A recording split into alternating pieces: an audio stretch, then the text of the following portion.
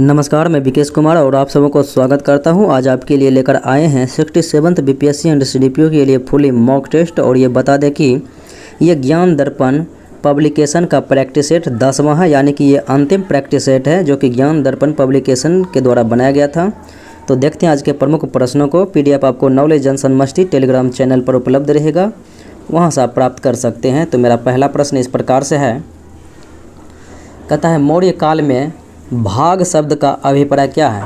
तो मौर्य काल में जो है भाग शब्द का प्रयोग किया जाता था। तो ये जो है भूमि कर के रूप में प्रयोग किया जाता था, जो कि उपज का 1/6 भाग वसूला जाता था। अगले प्रश्नों को देखा जाए। सती प्रथा का सर्वप्रथम अभिलिखित साक्ष्य कहाँ से प्राप्त होता है। तो सती प्रथा का सबसे पहला प्रमाण एरन अभिलेख से मिलता है, जो कि एरन अभिलेख से संबंधित शासक भानुगुप्त हैं। भानुगुप्त के किसी सैनिक ने जो है भोजराज के पत्नी के द्वारा सती प्रथा का सबसे पहला प्रमाण किया गया था। अगले प्रश्न को देखा जाए। समाज के 4 वर्णों का सर्वप्रथम वर्णन किस में मिलता है। तो आपको बता दें कि यह ऋग्वेद के पुरुष सूक्त में मिलता है, और यह ऋग्वेद के 10वें मंडल में है पुरुष सूक्त, जिसमें आर्यों के 4 वर्ण चातुर्वर्ण समाज का वर्णन है, जिसमें ब्राह्मण, क्षत्रिय, वैश्य या शूद्र हैं। अगले प्रश्नों को देखा जाए। कहता है तोलाप्यम कैसा ग्रंथ है। तो ये जो है एक प्रकार के ये व्याकरण ग्रंथ हैं, तोलाप्यम। अगले प्रश्नों को देखें। कहता है नंद राज का संस्थापक कौन था। तो नंद वंश के स्थापना किया था महापद्म नंद ने। अगले प्रश्नों को देखें। अकबर का प्रसिद्ध दरबारी कवि कौन था। तो अकबर के 9 रत्न जो है 9 प्रसिद्ध रत्न था इसके दरबार में, लेकिन इसके दरबारी कवि की बात है तो ये जो है अब्दुल रहीम खान एक खाना था। अगले प्रश्न को देखें। कहता है राज तिलक के समय अकबर की आयु क्या था। तो अकबर का जन्म हुआ था 1542 में, और इसने 1556 ईस्वी में जो है मुगल वंश के गद्दी को संभाला था। तो उस समय इसका उम्र लगभग 13 वर्ष 4 माह था, और 1556 से 1560 तक जो है बैरम खां इसके संरक्षक रहे थे। अगले प्रश्न को देखें। सिंध में सबसे पहले कौन आया। आपको बता दें कि सबसे पहला मुस्लिम आक्रमण 712 ईस्वी में सिंध पर ही किया गया था, मोहम्मद बिन कासिम के नेतृत्व में। और सिंध के जो शासक थे दाहिर, उसे पराजित करिए मुस्लिम का जो है आगमन भारत में हुआ था। अगले प्रश्नों को देखें। मुगल काल में मुकद्दम किस स्तर पर अधिकारी होता था। तो मुगल काल में जो है मुकद्दम अधिकारी जो होता था ये ग्राम स्तर पर होता था।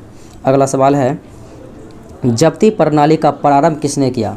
आपको बता दें कि जब्ती प्रणाली सबसे पहले जो है प्रारंभ करने वाले थे शेर शाह सूरी, लेकिन इसे बहुत अधिक मात्रा में और लोकप्रिय बनाया था अकबर ने, लेकिन सबसे पहले प्रारंभ करने वाले शेर शाह सूरी। अगले प्रश्न को देखें। भारत छोड़ो आंदोलन के दौरान जातीय सरकार कहाँ पर स्थानांतरित हुई थी। तो जातीय सरकार की स्थापना की गई थी गठन, तो ये हुई थी तामलुक में। और बता दें कि बालिया और सातारा में जो है समानांतर सरकार की स्थापना हुई थी, जैसे बालिया में चित्तू पांडे के द्वारा समानांतर सरकार स्थापित किया गया। अगला सवाल है, सुभाष चंद्र बोस ने आज़ाद हिंद फौज तथा आज़ाद हिंद सरकार की स्थापना कहाँ पर किया था।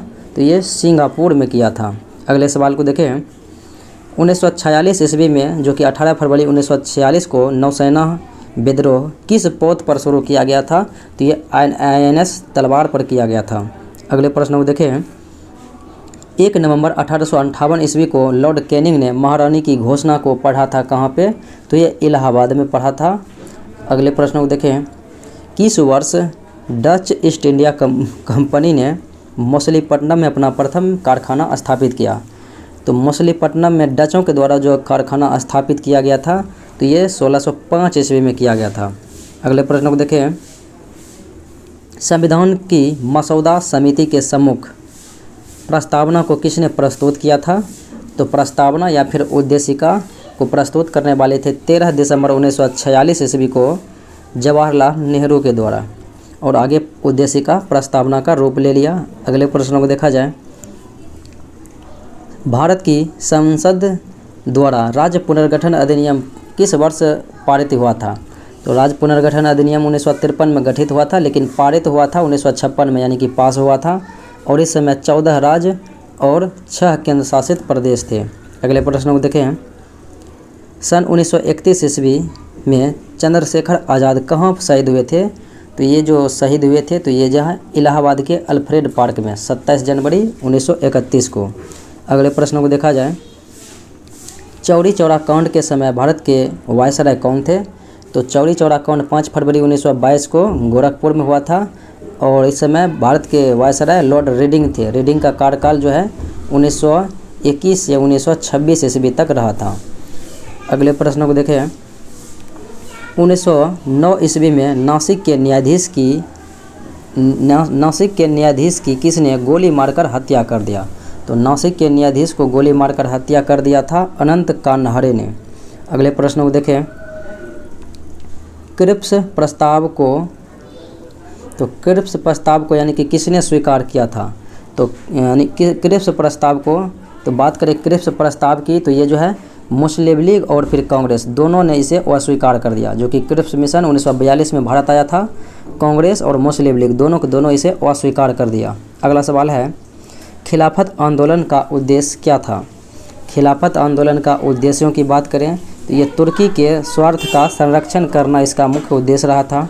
अगला सवाल है, Simon commission go back, Simon go back का निर्माण किसने किया? तो साइमन कमीशन वापस जाओ या फिर साइमन गो बैक का नारा का निर्माण यूसुफ मेहर अली के द्वारा किया गया और यूसुफ मेहर अली के द्वारा ही भारत छोड़ो का भी नारा दिया गया था। अगले प्रश्न को दिए, निम्नलिखित में से किस स्थान में भारत छोड़ो आंदोलन प्रारंभ करने के पश्चात महात्मा गांधी को नज़रबंद कर दिया गया? तो बात करें तो भारत छोड़ो आंदोलन 1942 में 9 अगस्त 1942 को प्रारंभ हुआ था। इसमें कांग्रेस के बड़े बड़े नेताओं को गिरफ्तार कर लिया गया, जैसा कि गांधी जी को गिरफ्तार कर आगा खां पैलेस पुणे में रखा गया था। और बात करें और अन्य क्रांतिकारी यानी कि कांग्रेस के सहयोगी को अहमदनगर के जेल में और बांकीपुर जेल में राजेंद्र प्रसाद को रखा गया था। ऑपरेशन जीरो आवर के तहत जो है सभी को गिरफ्तार किया गया था। अगला सवाल है, निम्नलिखित में से कौन 1876 ईस्वी में स्थापित इंडियन एसोसिएशन का संस्थापक सदस्य था? तो इंडियन एसोसिएशन की स्थापना 1876 ईस्वी में सुरेंद्रनाथ बनर्जी और आनंद मोहन बोस के द्वारा किया गया। तो आंसर आपका ई हो जाएगा, इनमें से एक से अधिक। अगले प्रश्न को देखें,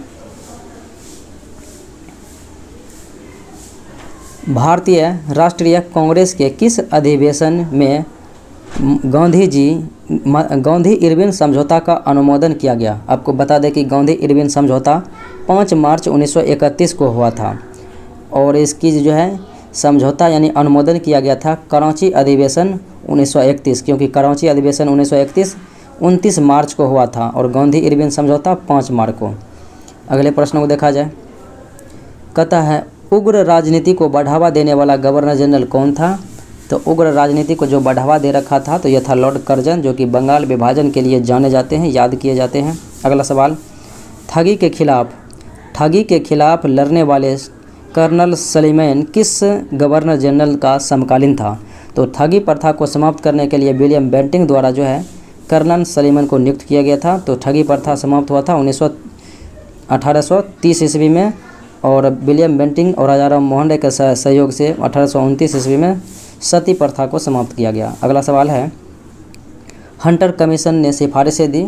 तो हंटर कमीशन जो है 1883-82 में गठित किया गया था लॉर्ड रिपन के समय में और इसने प्राथमिक शिक्षा का जो है विकास के लिए बल दिया गया था। अगले प्रश्न को देखा जाए, प्रथम फैक्ट्री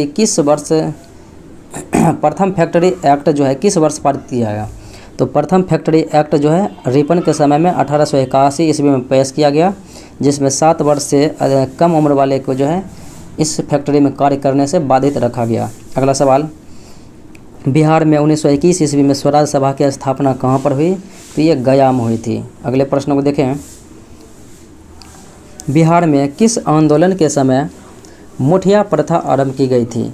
तो मुठिया प्रथा आरंभ की गई थी तो ये हुई थी असहयोग आंदोलन 1920 ईस्वी के दौरान। अगले प्रश्नों को देखा जाए, बिहार में 1857 ईस्वी का विद्रोह सर्वप्रथम किसके नेतृत्व में हुआ था? तो 1857 का विद्रोह बिहार में सबसे पहले पीर अली एक पुस्तक विक्रेता के द्वारा किया गया था।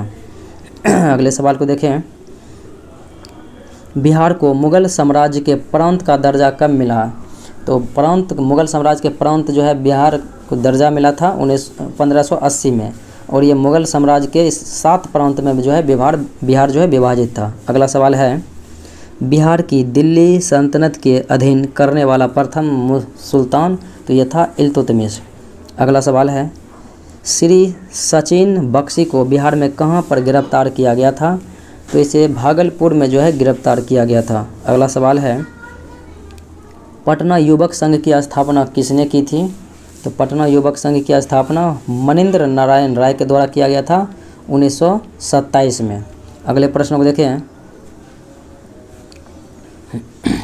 1934 ईस्वी में बिहार में आए भूकंप में सर्वाधिक प्रभावित या फिर क्षतिग्रस्त कौन सा जिला रहा था, तो सर्वाधिक प्रभावित क्षतिग्रस्त जिला जो कि 1934 में भूकंप आया तो यह मुंगेर रहा। अगला सवाल है, बिहार के फॉरवर्ड ब्लॉक के नेता कौन थे, तो फॉरवर्ड ब्लॉक के नेता बिहार से शिलभद्र याजी थे। अगला सवाल है, भारत छोड़ो आंदोलन के दौरान जयप्रकाश नारायण द्वारा गठित आज़ाद दास्ते का रेडियो और प्रचार विभाग का अध्यक्ष किसे बनाया गया, तो ये जो है जयप्रकाश नारायण के द्वारा जो है आज़ाद दास्ता का गठन किया गया था, लेकिन इसका अध्यक्ष राम मनोहर लोहिया को बनाया गया। अगला सवाल है, भारत के संविधान के किस अनुच्छेद के अंतर्गत जो है निजता का अधिकार संरक्षित है। आपको बता दें कि निजता या फिर प्राण एवं दैहिक स्वतंत्रता का अधिकार अनुच्छेद 21 में है, और 15 में जो है धर्म, नस्ल, जाति, लिंग और जन्म स्थान के आधार पर भेदभाव को निषेध किया गया, और अनुच्छेद 19 में 6 प्रकार की स्वतंत्रताएं हैं, और अनुच्छेद 29 में अल्पसंख्यक वर्गों के हितों के लिए जो है दिया गया है। अगला सवाल, भारतीय राज्य व्यवस्था में निम्नलिखित में से कौन सी अनिवार्य विशेषता है जो यह दर्शाती है कि उसका स्वरूप संघीय है, तो ये दर्शाता है कि न्यायपालिका की स्वतंत्रता सुरक्षित करना ये जो है संघीय स्वरूप को दर्शाता है। अगला सवाल है,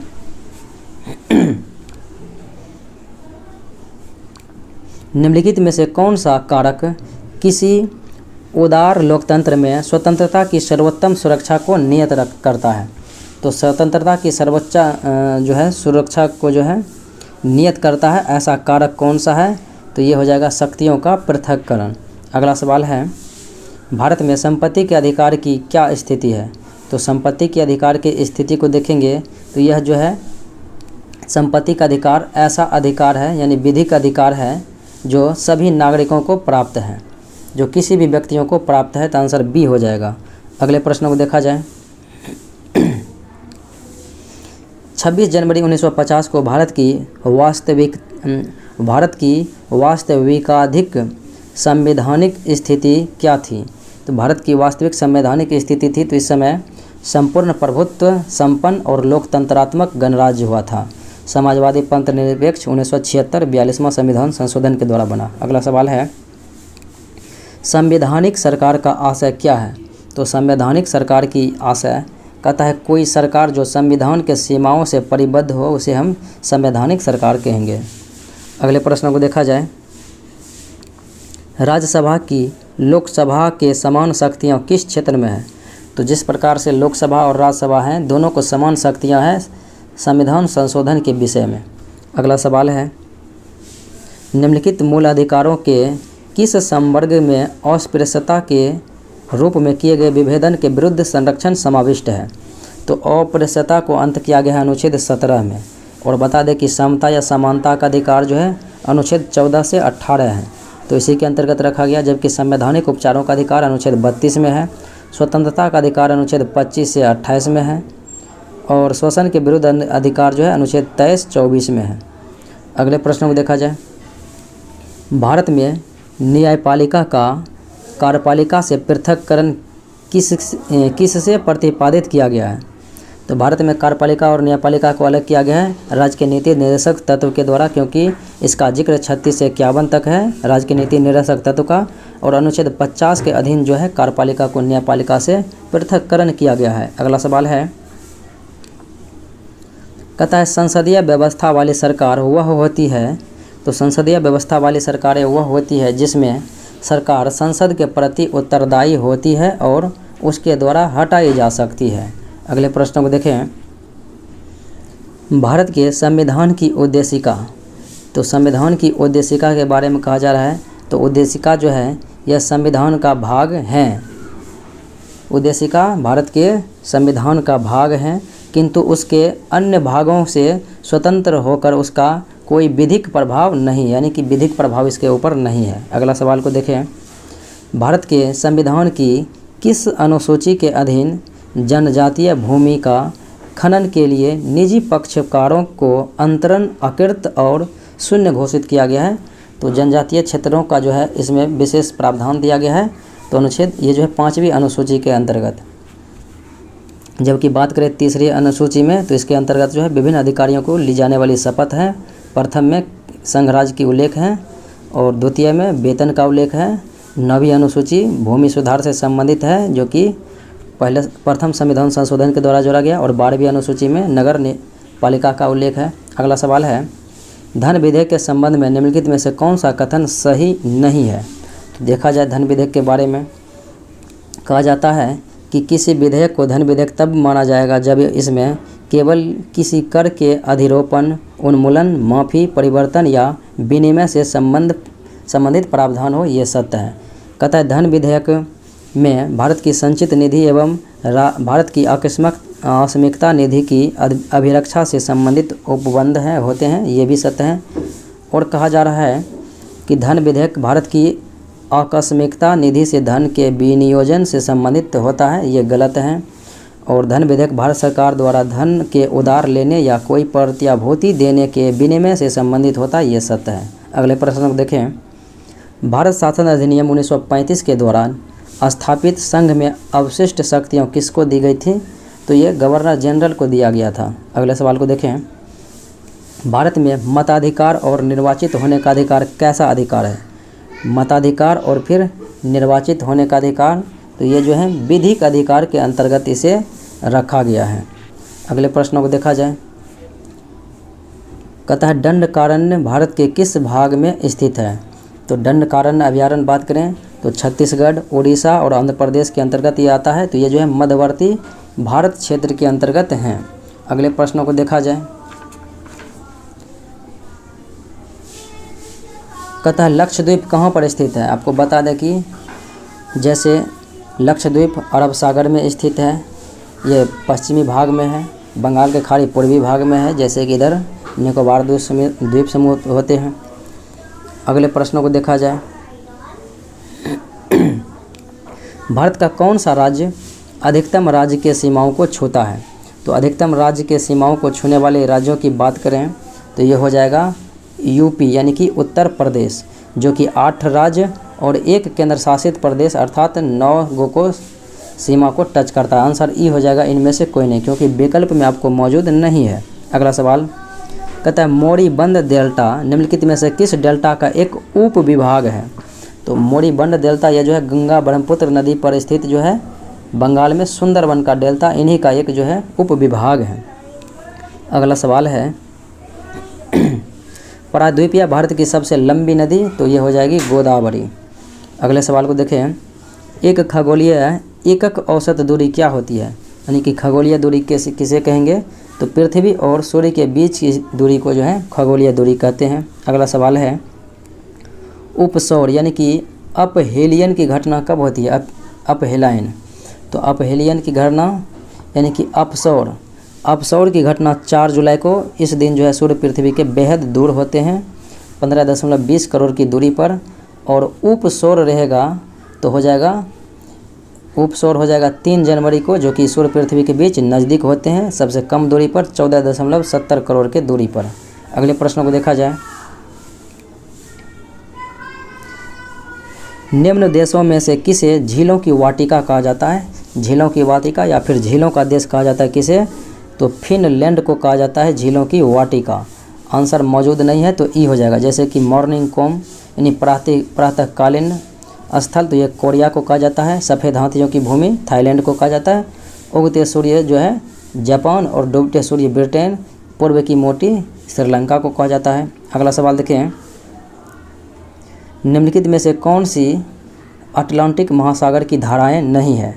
बता दें कि गल्फ स्ट्रीम अटलांटिक महासागर की गर्म जलधारा है, लेब्राडोर अटलांटिक महासागर की ठंडी जलधारा, फॉकलैंड अटलांटिक महासागर की ठंडी जलधारा और अगुलहास जो ये हिंद महासागर की गर्म जलधाराएं हैं।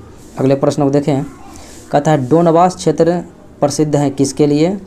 तो डोनबास क्षेत्र जो है ये प्रसिद्ध है लोह यानी कि कोयला के लिए प्रसिद्ध है, कोयला खनन के लिए। अगले प्रश्न को देखें, निम्नलिखित में से कौन सा शिवालिक पर्वत श्रेणी का हिस्सा नहीं है? शिवालिक पर्वत श्रेणी की बात करें, सोमेश्वर श्रेणी है, हरहा घाटी या दून घाटी है, और रामनगर या दून की पहाड़ी है, जबकि कैमूर का पठार जो है इसके अंतर्गत नहीं है। अगले प्रश्न को देखें, निम्नलिखित में से कौन सा जिला बिहार में नहर सिंचाई में अग्रणी है? नहर के द्वारा सिंचाई में अग्रणी जिला बिहार का रोहतास है। अगले प्रश्न को देखें, निम्नलिखित में से कौन सी मिट्टी दक्षिण बिहार की मिट्टी नहीं है? दक्षिण बिहार की मिट्टी की बात करें तो कागाड़ी मिट्टी है, टाल मिट्टी है, जबकि तराई मिट्टी जो है ये उत्तरी बिहार की मिट्टी है। आंसर हो जाएगा बी। अगले प्रश्न को देखें, निम्नलिखित में से कौन सी नदी गंगा में उत्तर की ओर से नहीं मिलती है? गंगा में बाएं तट या अर्थात उत्तर की ओर से ना मिलने वाली नदियों की बात करें तो ये कर्मनाशा है, जबकि सरयू, गंडक और ये कोसी उत्तर की ओर से मिलती है बाएं तट से। अगला सवाल कहता है चौर किस क्षेत्र में पाया जाता है? तो चौर पाया जाता है उत्तरी बिहार के मैदानी क्षेत्र में। अगला सवाल देखें, कहता है वर्ष 2020-23 के बजट में कितना राजकोषीय घाटा अनुमानित है? तो 2022-23 के बजट में जो है 16.61 करोड़ रुपया राजकोषीय घाटा के रूप में अनुमानित है। 16.61 लाख रुपया, 61 करोड़ रुपया, 16.61 लाख करोड़। अगला सवाल है, निम्नलिखित में से कौन सा अमृतकाल के लक्ष्य नहीं है? अमृतकाल के लक्ष्य नहीं है देखा जाए तो ये हो जाएगा रोजगार मूलक योजना को प्रोत्साहित कर गरीबी दूर करना, ये जो है इसके अंतर्गत नहीं आता है। अगला सवाल है, नीति आयोग SDG इंडिया सूचकांक तथा डैशबोर्ड पर भारत का समग्र स्कोर 2020-21 में कितना हो गया था? तो 66 हो गया था। तो ये विकल्प में मौजूद नहीं है, तो आंसर हो जाएगा इनमें से कोई नहीं। हालांकि यहाँ पर 46 की जगह 66 होता तो विकल्प सी हो जाता। अगले प्रश्न को देखें, भारतीय वन स्थिति रिपोर्ट 2021 के अनुसार बिहार में वन आच्छादन कितना है? तो 7381 किलोमीटर हैं। अगले प्रश्न को देखें, राष्ट्रीय परिवार स्वास्थ्य सर्वेक्षण 5 के अनुसार, तो राष्ट्रीय परिवार स्वास्थ्य सर्वेक्षण 5 के अनुसार कुल प्रजनन दर 2019 से 21 में घटकर कितनी हो गई? तो ये हो गई कितना? तो 2 हो गया है। अगले सवाल को देखें, बिहार बजट 2022-23 का निम्नलिखित में से कौन सा 6 सूत्र का हिस्सा नहीं है? 6 सूत्र का हिस्सा महिला सशक्तिकरण हेतु योजना नहीं है, जबकि शिक्षा, स्वास्थ्य और उद्योग एवं उद्योग में निवेश हैं। अगले प्रश्न को देखें, बिहार सरकार के किस विभाग द्वारा बिहान मोबाइल ऐप शुरू किया गया? तो ये कृषि विभाग के द्वारा शुरू किया गया। अगला सवाल है, वित्त वर्ष 2020-21 में बिहार का कुल दुग्ध उत्पादन कितना था? तो दूध उत्पादन रहा था 115 लाख टन। अगला सवाल देखें, भारतीय वन सर्वेक्षण संस्थान द्वारा सर्वप्रथम रिपोर्ट किस वर्ष जारी किया गया था? तो भारतीय वन सर्वेक्षण संस्थान द्वारा जो है सबसे पहला रिपोर्ट जारी किया गया था 1987 में। अगला सवाल है, वित्त वर्ष 2020-21 में बिहार GSDP सकल राज्य घरेलू उत्पाद के तृतीय क्षेत्र की हिस्सेदारी कितनी रही थी? तो 61.2% रहा था। अगला सवाल देखें, स्वचालित इंजनों हेतु निम्नलिखित में से कौन सा एक हिमरोधी के तौर पर प्रयुक्त होता है? तो इथाइल ग्लिकोल, इथिलीन ग्लिकोल का प्रयोग हिमरोधी के रूप में होता है। अगला सवाल देखें, निम्नलिखित में से कौन सी तरंग शून्य में संचरण नहीं करता है? बता दें कि ध्वनि तरंग जो है निर्वात में नहीं चलता है। अगले प्रश्न को देखें, जलते हुए विद्युत बल्ब के फिलामेंट यानी कि टंगस्टन तंतु का जो है ताप, तो विद्युत बल्ब के जलते हुए स्थिति में जो है 1500 डिग्री से 25 डिग्री सी हो जाता है। अगला सवाल देखें, मोबाइल चार्जर क्या होता है?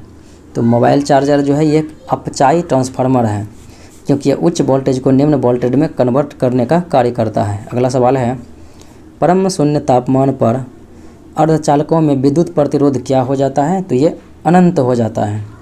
साइक्लोट्रॉन किसको त्वरित करने के लिए प्रयुक्त किया जाता है? तो साइक्लोट्रॉन जो है प्रोटॉन, ड्यूट्रॉन और अल्फा कण, ये तीनों को जो है त्वरित करने के लिए प्रयुक्त किया जाता है। तो आंसर ई हो जाएगा कि इनमें से एक से अधिक। अगले प्रश्नों को देखें, निम्नलिखित में से कौन ईंधन नहीं है? ईंधन की बात करें तो ये यूरेनियम, थोरियम और रेडियम है, जबकि हीलियम ईंधन के उदाहरण नहीं है, ये नोबल गैस है, शून्य गैस, अक्रिय गैस। अगला सवाल, हवाई जहाज़ के ब्लैक बॉक्स का रंग कैसा होता है? ये तो नारंगी के तरह होता है। अगला सवाल है, निम्न तापिकी इंजनों का प्रयोग कहाँ पर होता है?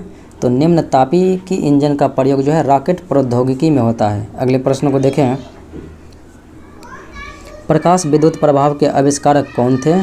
तो प्रकाश विद्युत प्रभाव के आविष्कारक थे हर्ट्ज, लेकिन इसको विस्तृत किया था, इस पर खोज यानी कि आविष्कार इसने किया, लेकिन इसका विस्तृत करने वाले, व्याख्या करने वाले आइंस्टाइन थे। अगला सवाल है, औषधियों के कारण द्रव का क्वथनांक बढ़ जाता है और गलनांक घट जाता है। अगला सवाल है, कहता है मोती की रासायनिक संरचना क्या है?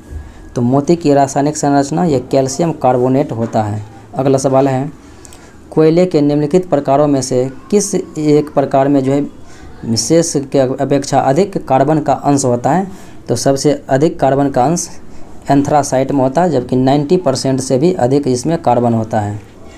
और कार्बन के 4 प्रकार इस प्रकार से, कोयला का 4 प्रकार है, बिटुमिनस, लिग्नाइट और पीट।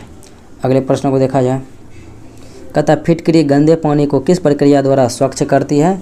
तो स्कंदन द्वारा, उर्नन द्वारा और अवसादन द्वारा, ये सभी के द्वारा करता है, स्कंदन, उर्नन और अवसादन। आंसर ई हो जाएगा एक से अधिक। अगले प्रश्न को देखें, निम्नलिखित में से कौन सा सामान्य ताप पर ठोस अवस्था में रहता है? तो सामान्य ताप पर भी ठोस अवस्था में आयोडीन रहता है। अगले प्रश्न को देखें, कहता है ब्लीचिंग पाउडर में कौन सा रासायनिक यौगिक होता है? तो ब्लीचिंग पाउडर में रासायनिक यौगिकों की बात करें तो कैल्शियम ऑक्सीक्लोराइड होता है, या फिर कैल्शियम हाइपोक्लोराइड जैसे बोलते हैं। अगले प्रश्न को देखें, कहता है प्राकृतिक रबर बहुलक होता है किसका? तो ये आइसोप्रीन का बहुलक होता है। अगला सवाल है, मैलिक अम्ल किस में? तो मैलिक अम्ल जो है सेब में होता है, दूध में लैक्टिक अम्ल होता है, शीतल पेय पदार्थ में, सोडा वाटर में कार्बोनिक अम्ल होता है, अचार में, सिरका में एसिटिक अम्ल होता है। अगले प्रश्न को देखें, कहता है निम्नलिखित में से जीवाश्म ईंधनों में कौन सा स्वच्छतम ईंधन है? तो स्वच्छतम ईंधन ये हो जाएगा प्राकृतिक गैस। अगले प्रश्न को देखें, शहद का प्रमुख घटक होता है फ्रुक्टोज। अगला सवाल है, कहता है कीट सांस लेता है किस माध्यम से? तो कीट सांस लेता है श्वास रंध्र के माध्यम से। अगले प्रश्न को देखें, भोजन अभिग्रहण करने वाला अंग कौन सा होता है? तो भोजन अभिग्रहण करने वाला जो अंग होता है तो ये हो जाएगा स्यूडोपोडियम। अगले प्रश्न को देखें, कहता है टेप वर्म के खंड कहलाते हैं। तो टेप वर्म के जो है खंड कहलाते हैं प्रोग्लोटिड। अगले प्रश्न को देखें, निम्न में से किस वर्ग के जंतुओं का परागुआ यानी कि सीलोम रक्त से भरा हुआ होता है? तो किस वर्ग के जो है जंतुओं का जो प्रगुआ यानी सीलोम रक्त से भरा हुआ होता है? तो ये हो जाएगा आर्थ्रोपोडा। अगला सवाल है, कहता है अनुकूल परिस्थितियों में अमीबा जनन करता है। तो अमीबा यानी कि जन्म करता है, अमीबा यहाँ पर होगा, अमीबा जनन करता है द्विखंडन विधि के द्वारा। अगला सवाल है, कहता है हीनिया सोलियम को सामान्य रूप से कहते हैं। तो हीनिया सोलियम को सामान्य रूप से कहते हैं तो इसको कहा जाता है पोर्क टैपवर्म। अगला सवाल है, डिटर्जेंट के निर्माण में प्रयुक्त होने वाला एंजाइम तो ये हो जाएगा प्रोटीएज। अगला सवाल है, कहता है द्विबीजपत्री तना में संवहनी बंडल होते हैं। तो द्विबीजपत्री तना में जो है संवहनी बंडल होते हैं समपार्श्विक के रूप में। अगला सवाल है, फफूंदियों में पोषण की विधि होती है। तो फफूंदियों में जो है पोषण की विधि होती है मृतोपजीवी पोषण के रूप में, मृतोपजीवी पोषण। अगला सवाल है,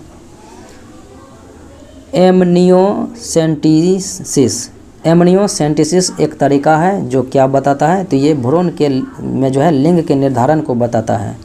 अगले प्रश्न को देखें, विश्व का सबसे बड़ा तैरता सोलर फार्म कहाँ पर बनाया जा रहा है? ये सिंगापुर में बनाया जा रहा है। अगला सवाल है, chief of defence staff general Bipin Rawat की मृत्यु किस स्थान पर हो गई है? तो ये तमिलनाडु के कुन्नूर में हुई थी, कुन्नूर में।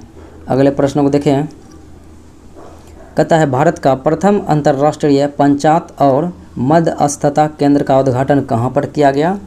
तो ये किया गया था हैदराबाद में। अगला सवाल है, किस शहर में पहला शिक्षक विश्वविद्यालय स्थापित किया जाएगा? तो शिक्षक विश्वविद्यालय पहला स्थापित किया जाएगा दिल्ली में। अगला सवाल है, निरस्त्रीकरण पर यूएन सम्मेलन में भारत का अस्थायी प्रतिनिधि के रूप में नियुक्त किया गया है अनुपम रे को। अगला सवाल है, कहता है वर्ष 2021 का अंग्रेजी भाषा का साहित्य अकादमी पुरस्कार से किसे नवाजा गया? तो नामिता गोखले को नवाजा गया। अगला सवाल है, किस देश ने विश्व का पहला डबल मोड वाहन पेश किया? तो डबल मोड वाहन पेश किया तो यह है जापान। अगर पटरी पर रहेगा तो पटरी पर चलेगा या सड़क पर भी चलेगा, ऐसा रेलवे इंजन विकसित किया है। अगला सवाल, हाल ही में कैरी हुल्मे का निधन हो गया। तो कैरी हुल्मे का निधन हो गया तो वह किस क्षेत्र से संबंधित रहा? तो यह थी साहित्य से। अगले प्रश्न को देखा जाए, वंदे भारत फाइनल प्रतियोगिता का आयोजन किस मंत्रालय के द्वारा किया गया? वंदे भारत फाइनल प्रतियोगिता का आयोजन किया गया था संस्कृत मंत्रालय के द्वारा। अगला सवाल है, कहता आईसीसी अंडर 19 विश्व कप 2022 का आयोजन यानी 2022 किस देश ने जीता? तो अंडर 19 जो है आईसीसी वर्ल्ड कप हुआ था तो ये जो है 2022 भारत ने ही जीता था। अगला सवाल देखें, दिसंबर 2021 में प्रधानमंत्री नरेंद्र मोदी ने किस स्थान पर अखिल भारतीय मेयर सम्मेलन का उद्घाटन किया? तो मेयर सम्मेलन का उद्घाटन वाराणसी में किया था। अगला सवाल देखा जाए,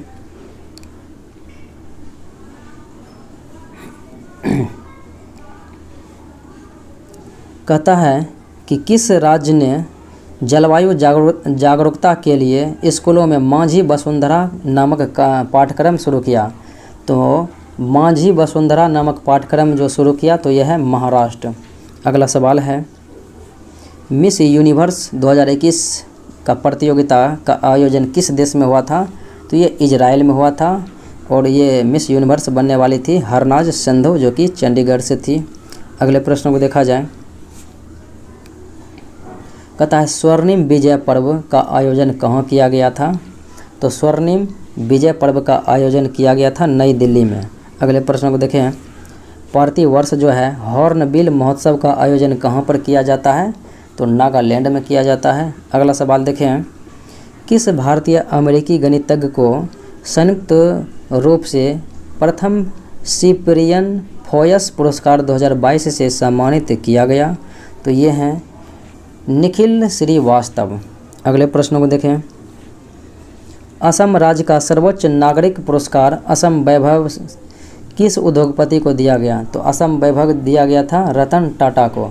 अगले प्रश्न को देखें, कहता है ओलाफ अस्कोल्ज चांसलर बन गई है तो ये जर्मनी की बन गई है। अगले प्रश्न को देखें, कहता है अरुणाचल प्रदेश ने किस फिल्म अभिनेता को ब्रांड एम्बेसडर नियुक्त किया? तो ये संजय दत्त को नियुक्त किया गया। अगले प्रश्न को देखें, अंडर 19 एशिया कप क्रिकेट का खिताब भारत ने कितनी बार जीता है? तो भारत ने 8वीं बार जीत लिया है। अगले प्रश्न को देखें, एशियाई चैंपियन ट्रॉफी पुरुष हॉकी टूर्नामेंट 2021 का विजेता कौन सा देश रहा था? तो यह है एशियाई चैंपियन ट्रॉफी पुरुष हॉकी टूर्नामेंट का जो है 2021 का विजेता ये रहा था दक्षिण कोरिया। अगला सवाल है, विश्व बैडमिंटन चैंपियनशिप में किस भारतीय ने पुरुष बैडमिंटन प्रतियोगिता में रजत जीता? तो यह था किदाम्बी श्रीकांत। अगले प्रश्न को देखें, किस देश ने डेविस कप 2021 का खिताब जीता? तो रूस के द्वारा जीता गया है क्रोएशिया को हराकर। अगला सवाल है, भारत न्यूजीलैंड के मध्य आयोजित T20 श्रृंखला में प्लेयर ऑफ द सीरीज चुना गया है। तो प्लेयर ऑफ द सीरीज किसे चुना गया है? तो ये रोहित शर्मा को और फिर अगर बात रहेगी टेस्ट की तो हो जाएगा आर अश्विन। अगला सवाल, वह 2 भारतीय खिलाड़ी जिनको मेरिलबोर्न क्रिकेट क्लब यानी MCC में मानद आजीवन सदस्यता प्रदान की है, तो ये है जवागल श्रीनाथ और हरभजन सिंह। अगला सवाल है, देश का पहला म्यूजियम बिनाले का आयोजन किस शहर में किया जाएगा, तो ये जो है पटना शहर में किया जाएगा। तो आंसर ई हो जाएगा, क्योंकि पटना विकल्प में मौजूद नहीं है। अगले प्रश्न को देखें, बिहार में गंगा नदी पर रेल सह सड़क पुल, तो गंगा नदी पर रेल सह सड़क पुल का निर्माण किस जिला में किया गया, तो ये मुंगेर में किया गया था। सड़क परिवहन मंत्री नितिन गडकरी और मुख्यमंत्री नीतीश कुमार के सौजन्य से 14.5 किलोमीटर सड़क पुल का निर्माण किया गया था, और ये जो है NH 333B पर किया गया था। अगले प्रश्न को देखें, नीति आयोग द्वारा जारी दूसरे इंडिया इनोवेशन इंडेक्स 2020 में बिहार को कितना अंक प्राप्त हुआ, तो 14.48 अंक जो है बिहार को प्राप्त हुआ था। अगला सवाल देखें, वर्ष 2021 की गणतंत्र दिवस की पूर्व संध्या पर कितने बिहार के व्यक्तियों को पद्म सम्मान से सम्मानित किया गया, तो 2021 के गणतंत्र दिवस के संध्या में तो ये जो है 5 भारतीय बिहारी को जो है पद्म पुरस्कार से सम्मानित किया गया। अगला सवाल देखें, बिहार का कौन सा शहर ऊर्जा शहर होगा, तो हरित ऊर्जा वाला बिहार का 2 शहर बनाया जाएगा, जो कि एक बोधगया और एक राजगीर होगा। तो आंसर आपका ई हो जाएगा कि इनमें से एक से अधिक। तो ये था आज का मुख्य विश्लेषण। तो ये जो है ज्ञान दर्पण पब्लिकेशन का प्रैक्टिस सेट मेरे द्वारा ख़त्म किया गया। तो मिलते हैं अगले वीडियो में। जय हिंद।